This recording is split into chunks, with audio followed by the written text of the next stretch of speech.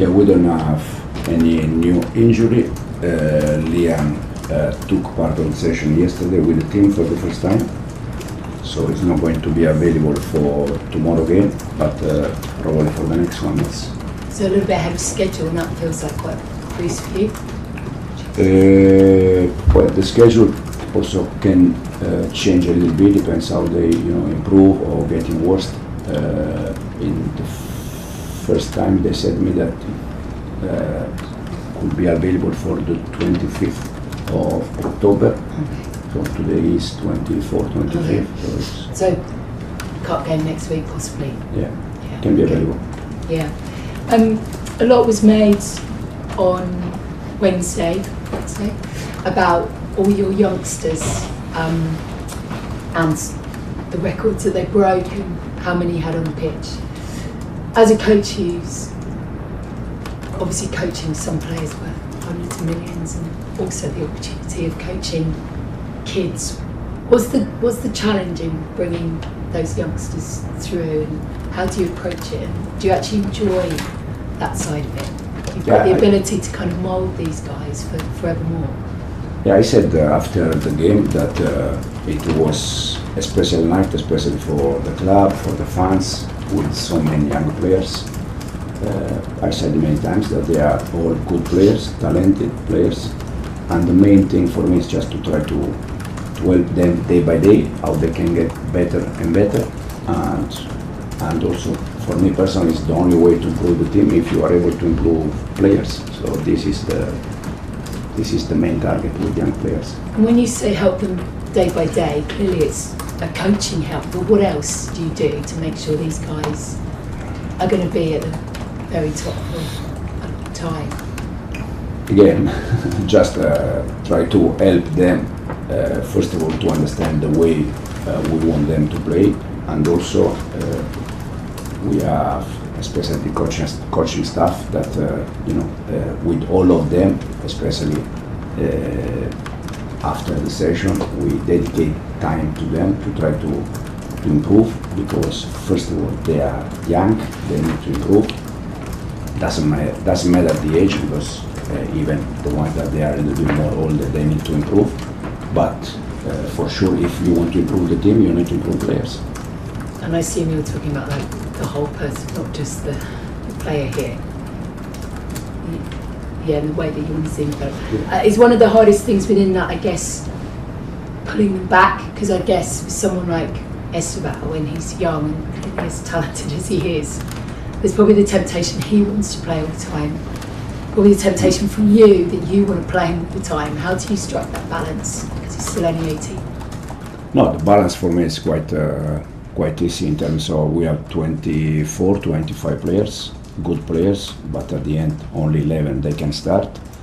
But I think since I joined the club, I showed that depends on the game, depends on the plan, we used to change players. So I know that when they don't play, they are not happy, but it's not just about one, it's about all of them.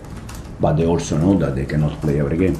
And what sort of conversations are you having with him? Because you must say to him, like, you're 18, you want to play for the next 10, 15 years. How does that go down with a kid who's just on the verge of becoming a superstar? Yeah, it's with Estevao, but it's almost with all of them. Doesn't matter the age, because with the ones, if you say to Tosin, that is the oldest one, that is not going to play, is not happy. So it's not about the age, it's about that when they don't play, they are not happy. But again, they have to understand that they cannot play every game. And just finally for me then, in terms of Sunderland on the weekends, the teams that have come up have maybe surprised a few, done very, very well. And looking at it in a bigger picture of the Premier League, how much sort of more competitive, better does it make it, more challenging for you come kind of Saturday? I think they show since the season start that they are a very good team. They play together, they work together, they play as a team. Also in terms of results, they have the same points than us, so they are showing how good they are doing since they start. And again, It's Premier League game. I don't think there is any game that can be easy. They are all difficult game. Thanks, Guiu. For Charlie? Hi Enzo, you just mentioned Sunderland. Their manager Regis Lebris has praised Chelsea. He said you guys are a good example for Sunderland because of how dynamic you are for such a young side. I just wonder, what do you make of him as a manager and his side? Have you been pleasantly surprised at how well they've started the season? I spent one season with the Leicester in Championship, and I love Championship. So even if we play Premier League and Champions League, I always watch Championship. So I watch Sunderland since last season when the new manager arrived. They are doing very good, not from just this season, from last season. They play good football. They are quite strong, physicality strong. So I really like the way they are doing the things. Mark Guiu, of course, started the season with Sunderland, has come back and we've seen him deployed up front. I just wondered, how do you see his development as a number 9 and then the way that it impacts Joao Pedro's ability to do what he does from a deeper position? Yeah, Mark is a typical number 9. You can see physicality strong. It's box, player. Again, it's 06. He can improve and he can do many things better.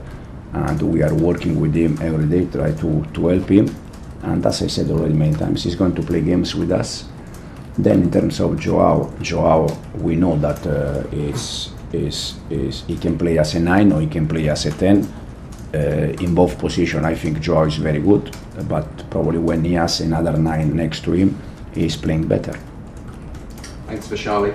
John? Just on Mark Guiu, obviously when he came back from Sunderland, he wasn't really playing. Did he come and see you and have a chat with you, and did you have to explain to him, where his position was here? Yeah, we have a chat with Mark 2 weeks ago. I told him that the way he was training I didn't like, and he needs to change. He changed and he get the chance. Easy like that. So what didn't you like about the way he was training? He was not training well. In what way? In all the way. Well, he wasn't giving enough commitment, or? In all the way. And why do you think that was for a young player? I don't know. That's why young sometimes they are in one way, the other way, so you need to go slowly with them. But since we chat, it's top, it's fantastic, it's working very good. And you brought him off at half-time on Wednesday, yeah. So does that suggest he might start tomorrow? And is he ready to start, do you think, a Premier League game? Absolutely, yes. Yeah. He's ready to start. He's ready to start, good. And Liam Delap, you spoke about being close to returning, may come back next week. When he does come back, is there a possibility that Mark may then go back on loan to Sunderland at some stage in January, maybe? We are in October. I don't know. Also because in football, things can change very quick for everyone, for players, for managers, for everyone. So it's very difficult to say. And just one on Sunderland. I know in the past against sides, teams who've come up against teams like Sunderland, sometimes Chelsea have struggled at home. Does it give you a different challenge? Oh, the challenge, it's always the same. Try to win the game, knowing that there is another team that also they want the same. They want to win the game, and they're gonna try to create an hard situation, a difficult situation for us. Thanks, John. Simon? So, getting back to Esteban, obviously we're talking about him being a young man, 18. A lot of attention on him in Brazil. There's now increasing attention on him and how he's playing so well here. How do you and the players around him help him sort of cope with the increased sort of scrutiny and the sort of suddenly his name being mentioned everywhere? But we have, to be honest, we have Andrés Santos and Joao Pedro that they are helping him a lot because they are already in Europe from a different time. So they are helping him a lot. Us as a staff, as a club, we just try to help him, to give him all the attention that he needs, not just with Esteban, with all the young players that they come from abroad. But we said the other day, he's a special player.